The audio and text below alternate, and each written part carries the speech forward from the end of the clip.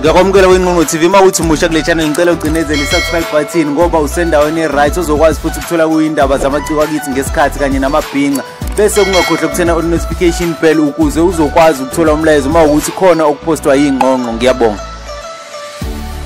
Bafowethu sekuvelile ukuthi igcwame elisha belihubhuza alihlaza amanga. Lokhu kuvele emva kokuba uThibela umfoka Mpungose eposte isithombe noKhuzani wabe esebhala ukuthi sizwe sonke sikaMthaniya ngithi angicacise ukuthi enikuzwayo njengamanje ukuthi sengijoyine udunu lokho kungamanga futhi kuyangidina ngoba akulona iqiniso. Ngicasuke ngifila ngazi nanokuthi ngithini ngalento sengifonelwe abantu abaningi ngalolu daba ngibe ngingazi lutho uyoqhatha onyoko mfana iyona inkulumo abafowethu lena ebhale nguye uThibela umfoka Mpungose okusobala wembukelo wami ukuthi igcwame elisha beliqamba aluhlaza amanga kodwa ke limthathe ngempela uTekisi ngoba lokhu lwafakile igcwama ama-video enaye khona lapha enkundleni zokuxhumana. Mbukelo wami ngithi ngiphethe indaba yami nganathi i-video igcwame elisha seligadla futhi kuye uAli umfoka Nduku Zempi. Ngiyabonga.